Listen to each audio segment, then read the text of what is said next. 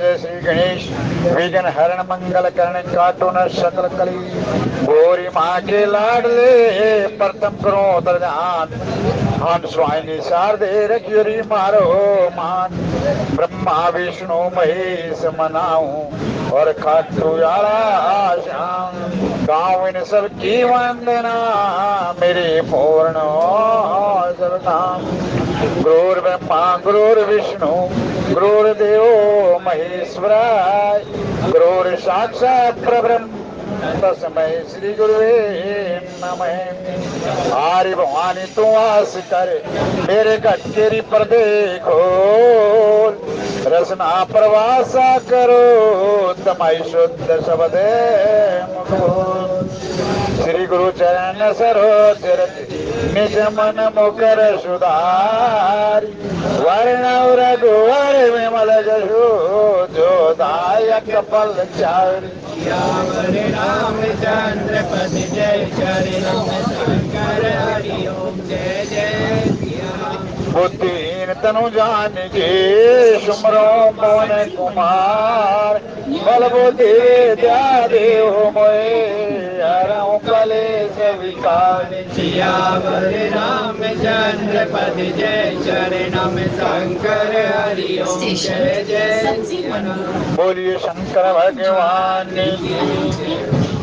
श्री राम जय जय राम श्री राम जय राम श्री राम जय राम श्री राम जय राम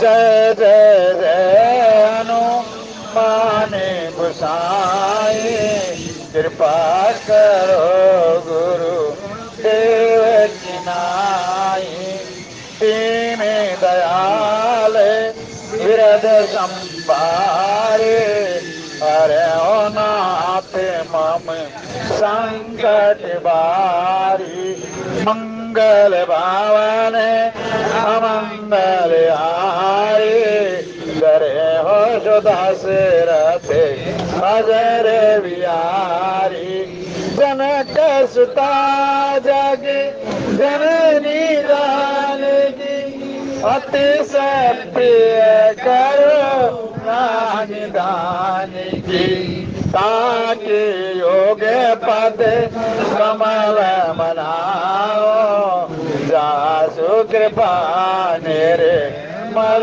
मत पाओ श्री राम जय जय राम श्री राम जय राम जय राम सोने वृंजी मन हर्षित ने पुलक नयन भैमीर प्रस्तुति करते जोर करे सावधान मत धीर सियापति राम जय जय राम मेरे प्रभु राम जय जय राम जय जय सुर नायक जन सुखदायक पंच पाल भगवंता गोदिव हितकारी जय असुरारी सिंधु सुता प्रिय कंता बालन सुर धरणी अद्भुत करनी मरम न जाने कोई जो सहज कृपाला दीन दयाला करऊं अनुग्रह सोई जय जय अविनाशी सब घटवासी व्यापक परमानंदा अविगत गोदित चरितम पुनीतम माया रहित मुकुंदा जय लागी विरागी यते अनुरागी विगत मुनि वृंदा निश्वासर ध्यावै गुण गण गावै जयति सच्चिदानंदा जय सच्चि उपाई त्रिभुवन बनाई संग साई न दूजा जो करऊं वगारे चिंत हमारी जाने भगति न पूजा जो भव भय भंजन मुनि मनरंजन रंजन विपद भरोता मन वचन कमानी चाल सयानी सरल सकर सर जूता जागन सुखी सारी शीशा कहीं कोई न जाना जय दीन प्यारे वेद पुकारी धरो सो श्री भगवान भव भव निधि अंदर बेगुनी अंदर गुण के सुख पूंजा मुनि सिद्ध सकल सुर परम भया तुरे नमन नाथ पद गानी सब सुर भूमि सुनी वचन गीत सुने गगन गिरा गंभीर वही शोक संदेश आपति राम जय जय राम मेरे प्रभु राम जय जय राम परनाऊ पवन कुमार काल बल पावक ज्ञान जासु हृदय आगार बसाई राम शर चाप आप सभी महात्माओं के चरणों में कोटन कोट प्रणाम बोलिए जय श्री राम। बड़ा पावन मास बिताया आप लोगों ने, पुरुषोत्तम मास, आज उसका विश्राम दिन है। ये सौभाग्य आपने 4 साल के बाद फिर प्राप्त होगा। इसमें जितना आपने किया उसका अनंत कोटि फल मिलेगा भगवान। जो भी आपने श्रवण किया भाव से कुभाव से मन में नाना प्रकार की शंकाओं से कुछ भी है, जीव का धर्म है भगवान के जहाँ गुणगान होते हैं वहाँ आकर के बैठ जाना। बाकी व्यवस्था करना, फल क्या देना है क्या नहीं देना ये परमात्मा जाने। आज उसका विश्राम दे पितृमावश्य हमारे पूर्वज भी खुश होते होंगे आज इस माहौल में देख करके। जो मैं हरा भरा परिवार छोड़ के आया था, मेरी जो वंश बेल है, मेरे पोते पड़पोते आज भगवान के प्रेमी, पिता परमेश्वर के प्रेमी, मेरा भी उद्धार होगा। वो किसी भी योनि में हो, मेरा भी एक न एक दिन मेरा वो उद्धार कर देंगे। पुत्र उसी का नाम है जो अपने पूर्वजों को उद्धार दे। ये जन्म, ये सनातन धर्म क्या है, परम तत्व क्या है, बड़े ध्यान से सुनिए भाई। सनातन धर्म क्या है, परम तत्व क्या है, आत्मा क्या है और ये मन क्या है, मैं कहां से आया, कहां मैंने जाना है, ये मेरे को जो दुख और सुख का अनुभव हो है, ये मेरे जीवन में जो व्यथा है, ये किस प्रकार दूर हो। अब इन सब को जानने के लिए आपको बहुत लंबा प्रोसीजर करना पड़ेगा। साथ के साथ आपको घर गृहस्थी का दायित्व भी, नाना प्रकार के पुराणों में वेदों की भाषा आप समझ नहीं सकते। हम आपसे मतलब हम और आप, ये मत लगाइए मैं बहुत ज्ञानी हूँ, मैं भी उन्हीं में से, आप में से एक हूँ। हम उनकी भाषा को समझ नहीं सकते, इतना समय हमारे पास नहीं। लेकिन जो ऋषि महात्माओं द्वारा बनाए गया मार्ग और सबसे जो सुलभ मार्ग है वो है कथा का मार्ग। प्रभु की कथा का मतलब है जो वेदों में प्रार्थना की गई, जो वेदों में भगवान का गुणगान किया गया, जो संस्कृत में तुम्हें माता च पिता तुम्हें तुम्हें बंधु च स्व तुम्हें, उसका सुलभ करके आपके सामने ऋषि मुनियों ने वेद व्यास की कृपा से, ये समझ लो भगवान की कृपा से आने वाले कलयुग में सबका किस प्रकार उद्धार किया जाए, परमपिता परमेश्वर ने आपके लिए, हम सब के लिए व्यवस्था कर दी है। प्रारब्ध तो आपने भोगना ही पड़ेगा, जिसमें अंग्रेजी में बोलते हैं यू हैव टू पे। अपना अदा करना ही पड़ेगा।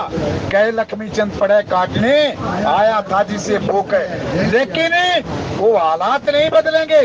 लेकिन कथा का क्या होगा जब आप व्यथा से पीड़ित हैं, आप किसी दुख से पीड़ित हैं, कथा में आकर के कथा शाम हो करके वो आपकी व्यथा मिट जाएगी।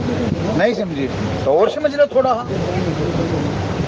संतों ने जो उदाहरण दिए, एक बच्चा है 2 साल का, एक बच्चा है 12 साल का, माँ बाप को सारे बच्चे प्यार से। ऐसी कोई बीमारी आ जाए, बच्चा 10 साल का भी 12 साल का भी बीमार हो गया और ये 2 साल का ही बच्चा बीमार हो गया, 12 साल वाले से कह दी बेटा ये दवा खा ले तू बिल्कुल ठीक हो जाएगा। लाओ मम्मा, मम्मी, माता जी मेरे को दवा दो मैं ठीक हो जाऊंगा। क्यों? उसमें ज्ञान है कि मैं ये दवा खाने से ठीक हो जाऊंगा। लेकिन 2 साल का जो बच्चा है कसम जी, वो क्या दवा नहीं लेगा।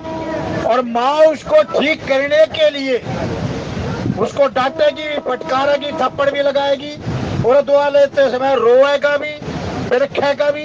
लेकिन उसने तीनों काम करने पड़ेंगे, पिटाई भी खाएगा, रोएगा भी और दवा भी खाएगा। ठीक इसी प्रकार ज्ञानी और अज्ञानी में यही फर्क है।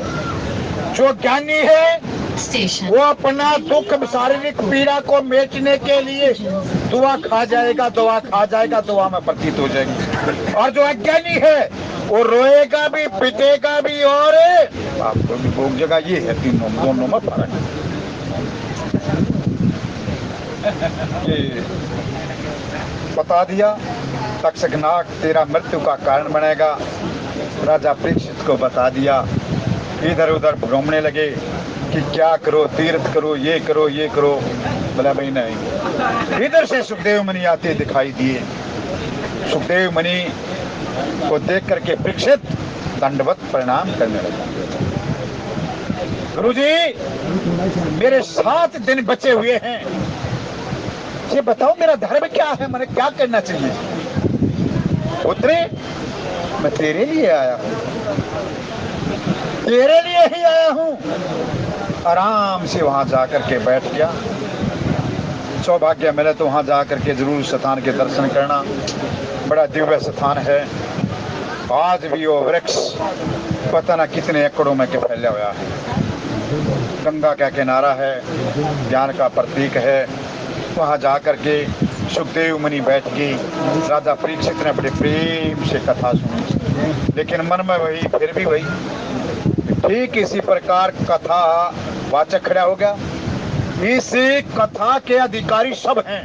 आपका मन लग रहा है या ना लग रहा है, ताश खेल रहे हो या और किसी किस्म में, लेकिन कानों में एक भी पड़ गया ना शब्द, उसी से तुम्हारा जीवन बदल जाएगा। लेकिन कथा वाचक के लिए बड़े धर्म बताए हैं। मैं तो कहाँ पर क्या मक्का यार, हम तो जो है ना पता ना क्या होगा। हमारे तो एक भी धर्म पे श्रोता का कोई धर्म नहीं, श्रोता जाकर के बैठ जाओ। लेकिन कथावाचक के बहुत धर्म है। अरे हम तो कहीं भी नहीं है भाई, फिर क्या हो, कोई बात ना, कथावाचक ना बनकर के सेवक बन जाओ, उसके सेवक। कथा सुनी, पीड़ा मिट गई। 7वां दिन आया। सुखदेव कहने लगे, राजन बेटा परीक्षित, आयु का कोई मतलब नहीं। वो जो 16 साल का जवान और 65 साल का परीक्षित, और उसको कह रहा है बेटा, बेटा परीक्षित कुछ भय मिटा। गुरुदेव आपके प्रेरणा से मेरा जो भाव सागर है, भाव बंधन है, ये सब छूट गया। वो तक्षक नाग मेरा क्या बिगाड़ेगा। ये कहते कहते अपने देह को छोड़ दिया। तक्षक आया, उसकी देह को काट लिया। जब तक मिट्टी बन चुकी थी वो परम धाम को पहुंच गया। ये परीक्षित कौन है? ये हमारे अंदर जो बैठे हुए जो जीव है, ये परीक्षित है। ये तक्षक नाग की काल है। और इस 7 दिनों में ही आपकी यही बढ़कर आज की जो कथा के भाव हैं, आर्त भाव से वो परमात्मा को जो पुकारेगा, वो परमात्मा जय जय सुरनायक जन सुखदायक परंत पाल भगवंता। मेरे से भाई ये 3 लाइन पूरी हो जाएंगी ना, यही बहुत है।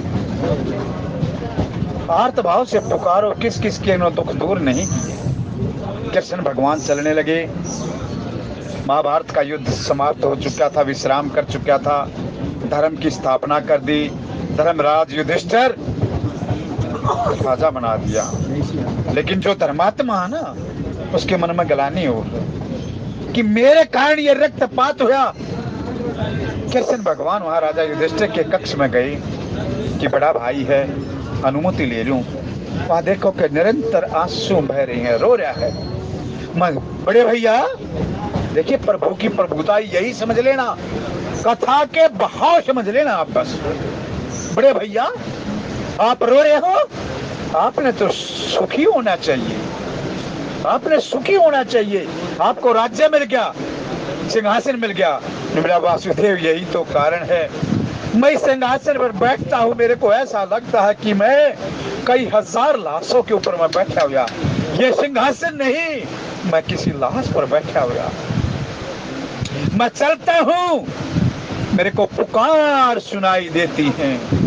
कोई माता पुकारती है, कोई बहन पुकारती है, कोई पत्नी अपने पति को पुकारती है, कोई माँ अपने बेटे को पुकारती है, कोई बहन अपने भाई को पुकारती है।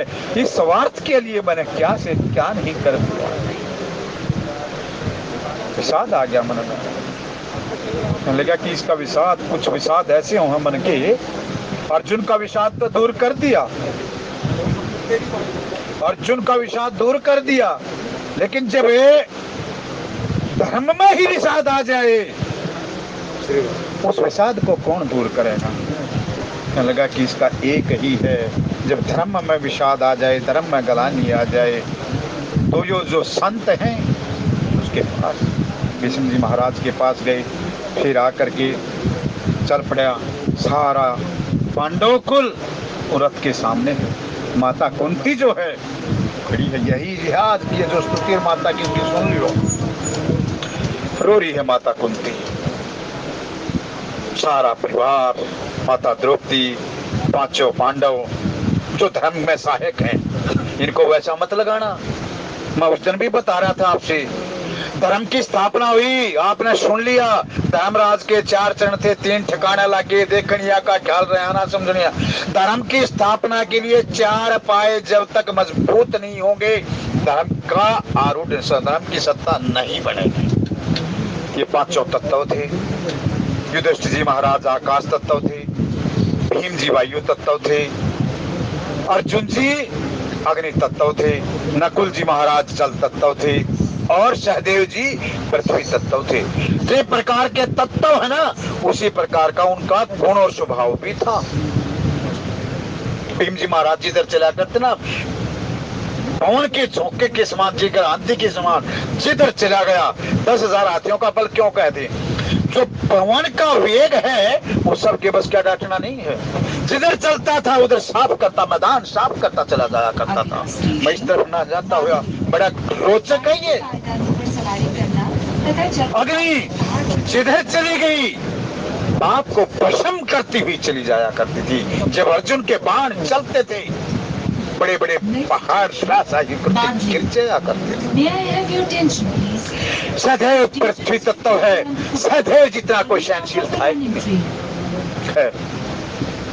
माता द्रौपदी कह रही, वासुदेव आप गए, अरे हो बोला, बोला मैंने पता हुआ, बोला तू मेरा भतीजा नहीं, तू मेरा भगवान भी है, ये तेरा बड़ापन है।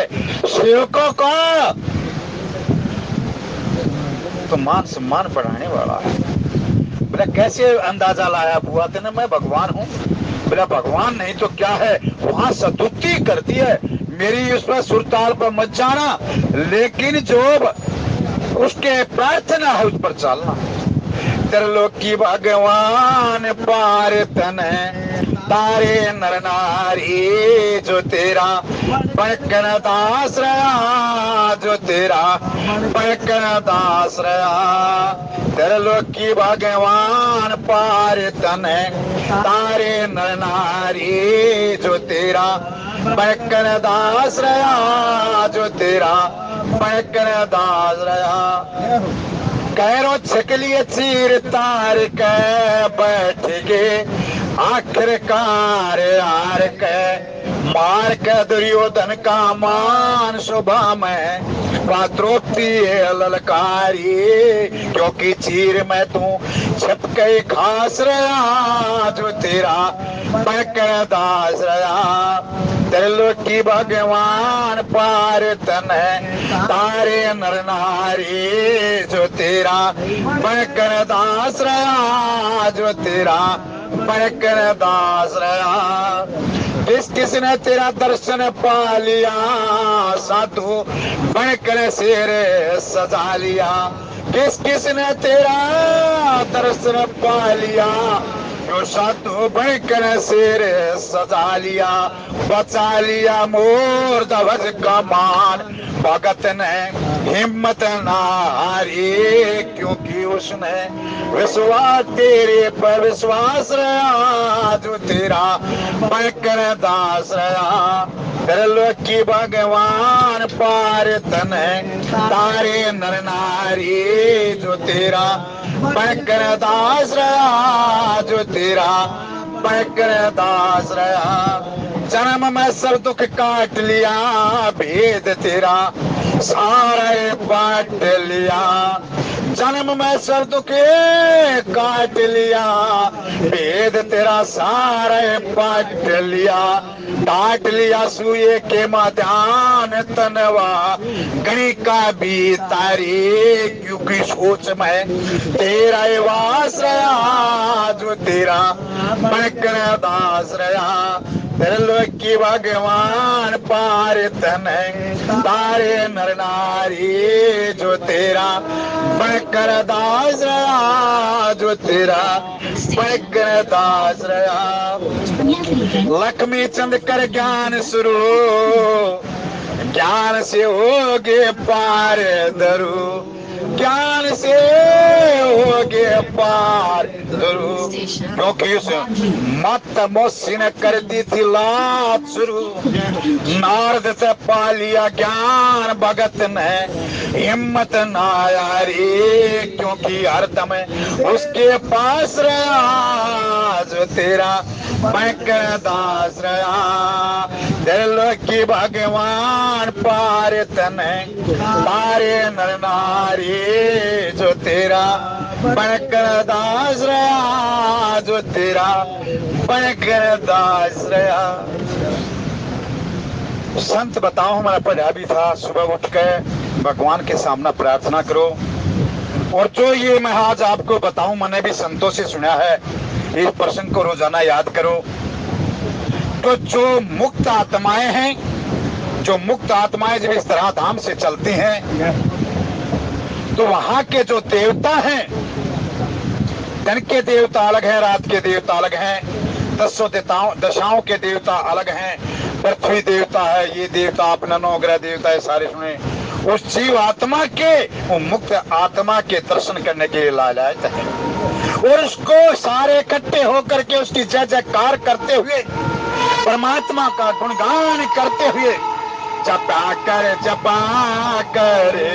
सुबह और शाम, श्री राम जय राम, श्री राम जय राम, जय जय राम।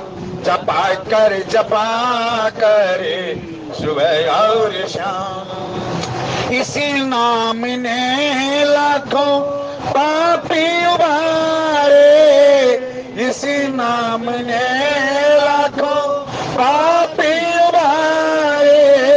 पापी तो क्या जल पर पाथर बितारे, लाडो बेल का जिन पर, लाडो बेल का जिन पर, बस यही नाम, श्री राम जय राम, जय जय राम।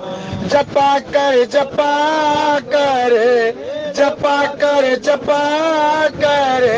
सुबह और शाम, श्री राम जय राम, जय जय राम। मुक्त आत्माएं वहां तक छोड़ काते, कहां तक भला, जहां ये प्रकृति का बंधन खत्म हो जाए। वहां कौन सा है? क्या पहचान इसकी?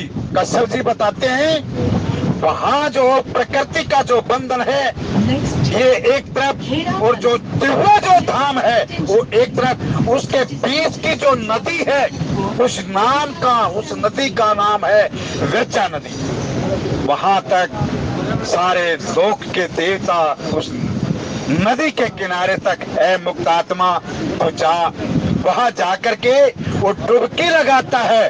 उस विरजा नदी का ये महत्ता है, ये वो है कि फटाफट दूसरे किनारे पर पहुंच जाए। वहां भगवान के पार्षद उसको गुणगान करते हुए, भगवान की स्तुति करते हुए 98 करोड़ योजन का जो उसका भगवान का दिव्य धाम है उसकी परिक्रमा करते हैं, गुणगान करते हैं। और गुणगान करने के बाद परमात्मा जहां बैठे हुए हैं, परमात्मा के सामने भगवान एक मुक्त आत्मा आपके धाम में आई है। परमात्मा खड़े होकर के उसको अपने गले से लगा ले हैं और उसको गोद में बैठा ले हैं और सिर पर का हाथ फेरते हैं। बेटा अब तेरे को कैसा मिला? ये है सेवक पंत पाले भगवंता।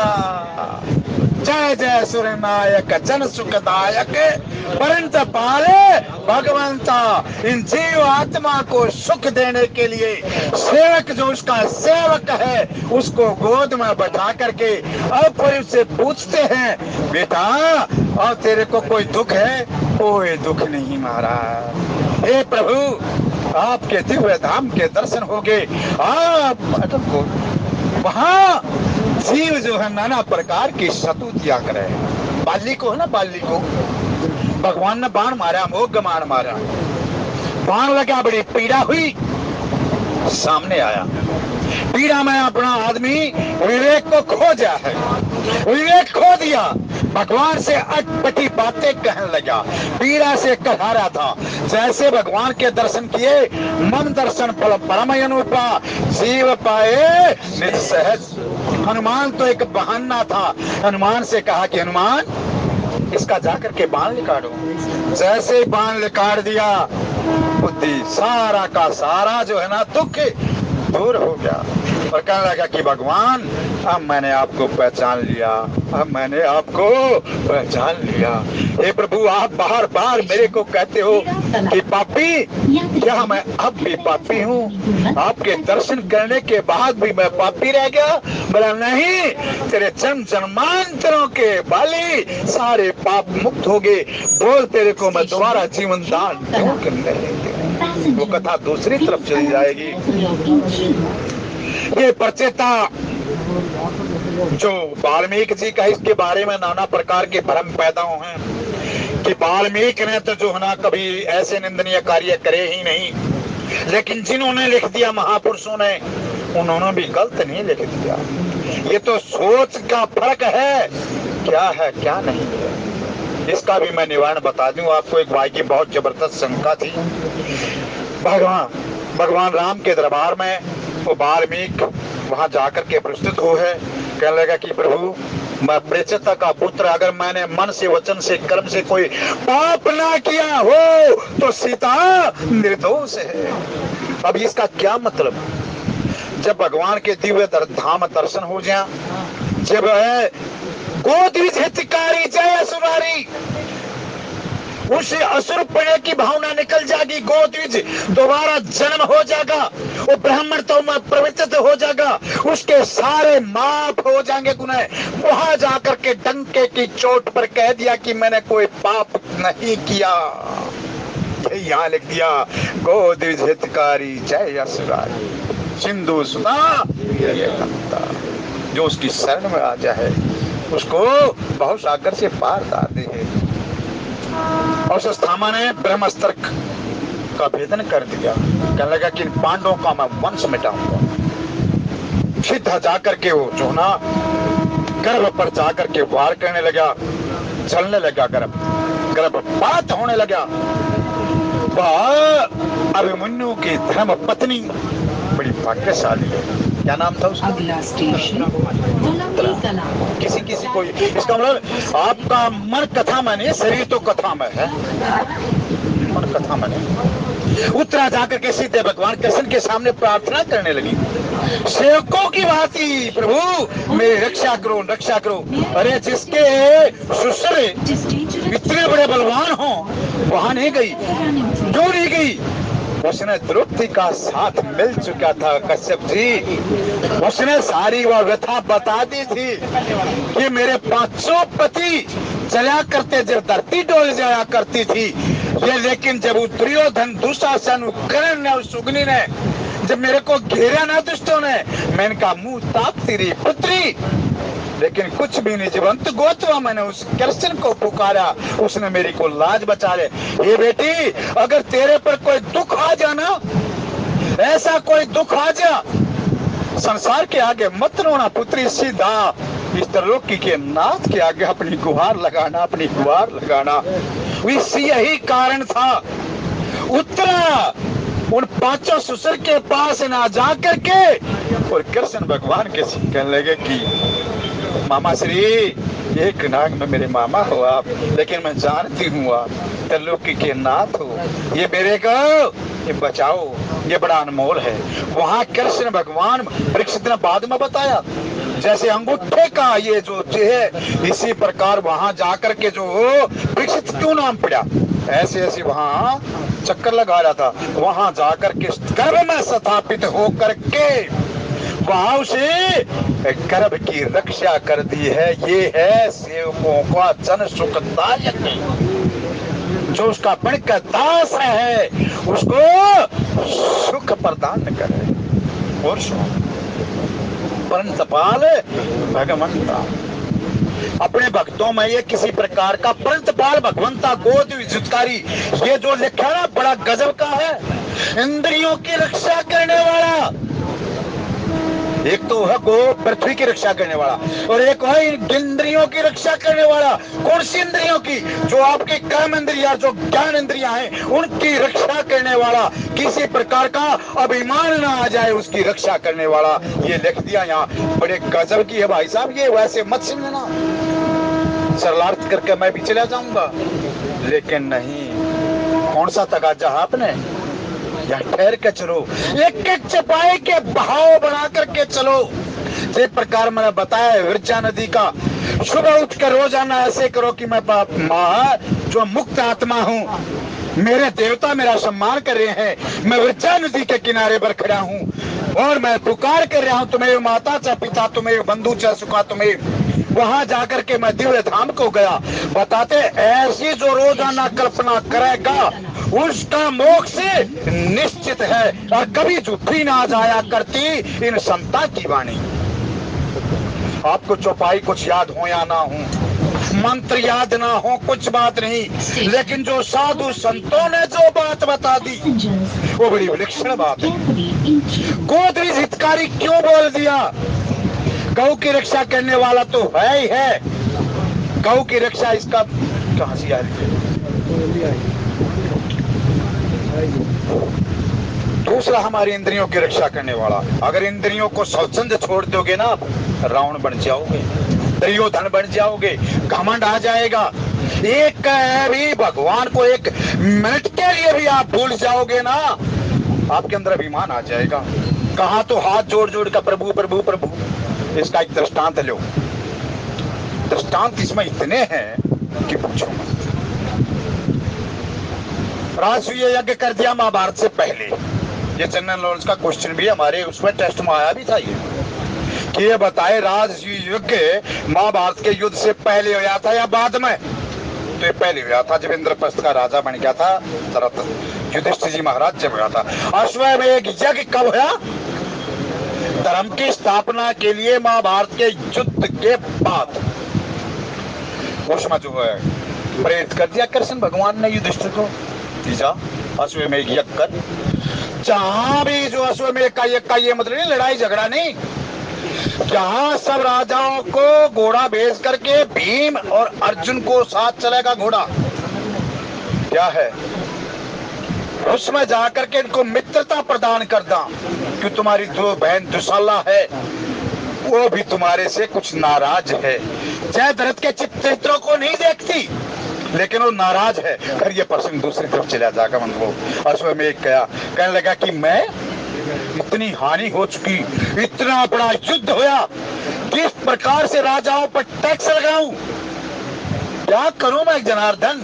मैं अश्वमेध यज्ञ नहीं कर सकता, और मैं तो लड़ाई जब करूंगा, जब लड़ाई दिखाई दे ना, मैं तो अपना होश हवास भूल जाऊं। बोला लड़ाई करने को कोई नहीं कह रहा तू, अश्वमेध यज्ञ कर। अश्वमेध यज्ञ किया गया और इतना जबरदस्त अश्वमेध यज्ञ हुआ। और अश्वमेध यज्ञ की पता के फल बाद में क्या है, यज्ञ करने के बाद कोई भी यज्ञ करो ना, सारे यज्ञ हैं, छोटे से छोटा बड़े जिसकी जैसी सामर्थ्यता है वो यज्ञ ही करे है। अगर सत्यनारायण भगवान का आप मन से वचन कर्म से वो करवाओ ना, ये भी एक यज्ञ है। और इस यज्ञ में दान दक्षिणा का बड़ी महत्वता है। ऐसा यज्ञ है उसी प्रकार उसकी दान दक्षिणा है। अगर सत्यनारायण भगवान की कथा है तो ब्राह्मण को 500 रुपए की उसका है भाई, ये इतना तो देना पड़ेगा आपने। यज्ञ का पूरा फल जब ही मिलेगा जब आप ब्राह्मण को वो दक्षिणा दे दोगे। हरिश्चंद्र ने पूरी अवधि दान में दे दी, नहीं बोला ना दान तक कर दिया, इसकी दक्षिणा कौन देगा।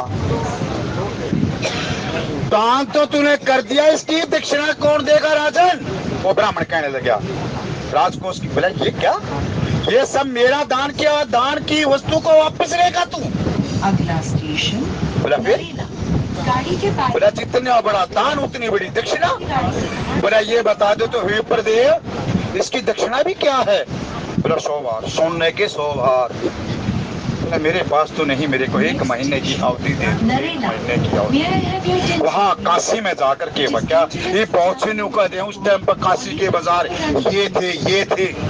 आज भी एक शैली का शिल्पकार शैली का भेद है। आज क्या अमीर नहीं है, आज क्या नौकर नहीं है। पहले इन नौकरों को दास ही कहा करते, वाक्य में नौकर दास ही हैं। हम जो गवर्नमेंट के नौकर हैं हम दास ही हैं, अपनी मर्जी से कुछ नहीं कर सकते। हमारा जीवन जिस दिन गवर्नमेंट के वहाँ ऐसे मुट्ठे लग गए थे, हमारा जीवन खत्म। जल मार्ग से, थल मार्ग से, वायु मार्ग से, जिस मार्ग से भी गवर्नमेंट जहाँ सरकार कहेगी उस मार्ग से हमने जाने पड़ेगा, चाहे उसमें जान जाने का भी खतरा क्यों ना हो।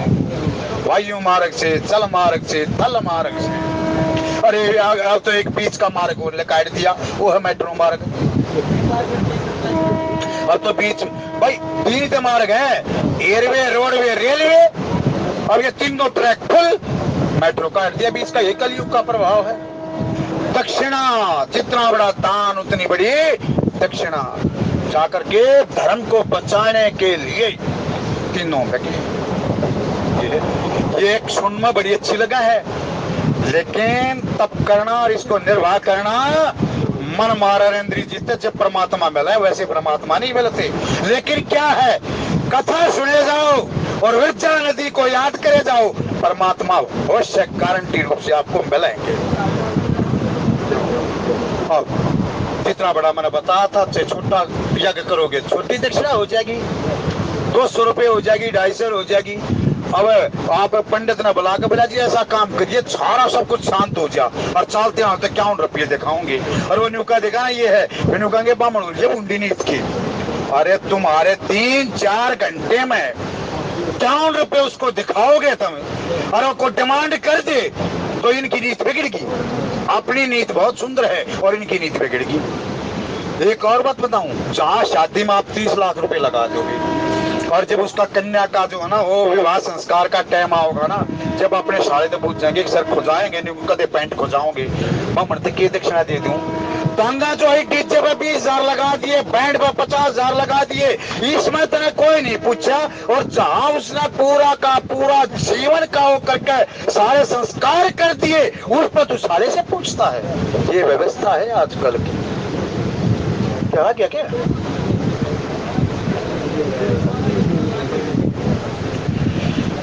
महाराज युधिष्ठिर ने बड़ा यज्ञ किया, लेकिन अहम में आ गया। ये नहीं देखा इस पर कृपा किसकी है, ये भूल गया कृपा किसकी है, और अहम में आ गया कि मैं चक्रवर्ती सम्राट। मेरे भाइयों की भुजाओं में इतनी ताकत थी। अर्जुन बताना कितना धन इकट्ठा कर दिया, ऐसे ऐसे में कितना। कृष्ण जी आपके क्यों सम्मन विभूतियों में कह दिया कि सब प्राणियों का मन मैं हूं। बोला वो मेरे भगत में तो जो ना अभिमान आ गया, ये इसका पतन का कारण है, और ये मेरा भगत है। यो तो यार उसी समय एक नेवला आ गया सामने, और नेवला आके कहने लगा कि नहीं ऐसा यज्ञ नहीं हुआ जो तेरी दिशाओं में सारे के यश फैल रहा ना, लेकिन ऐसा यज्ञ नहीं हुआ जैसा कि उस ब्राह्मण ने यज्ञ किया था, और जो उसका थोड़ा भाग बचा था वहां में, जो मेरे शरीर के लग गया वो भाग, मेरा आधा शरीर सोने का हो गया, लेकिन मैं झूठे पत्थरों पर इस पर सारे का लेट लेट के देख आ गया, मेरा तो वो आधा भाग सोने का है ही नहीं। ये यज्ञ तो ऐसा है ही नहीं जैसा कि उसे ब्राह्मण ने यज्ञ किया था।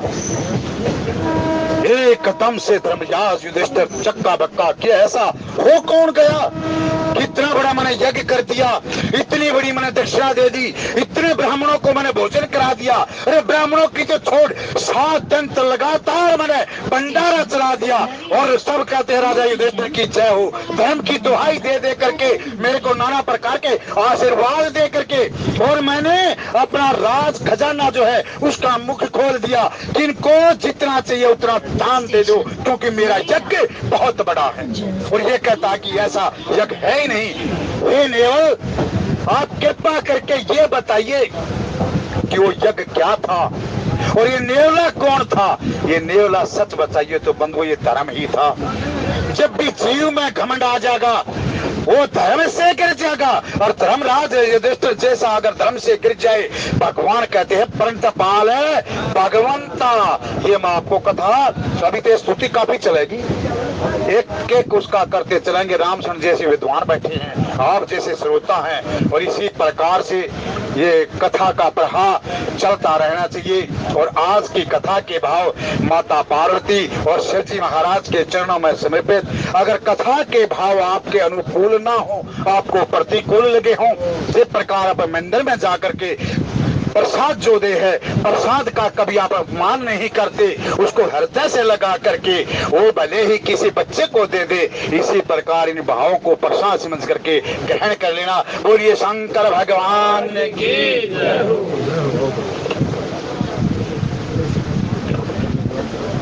गोविंद भगवान की जय, बाल कृष्ण भगवान। अभी आदरणीय केडी अत्री जी ने कथा के सुंदर भाव से हमारा मार्गदर्शन किया, इनका बहुत बहुत धन्यवाद।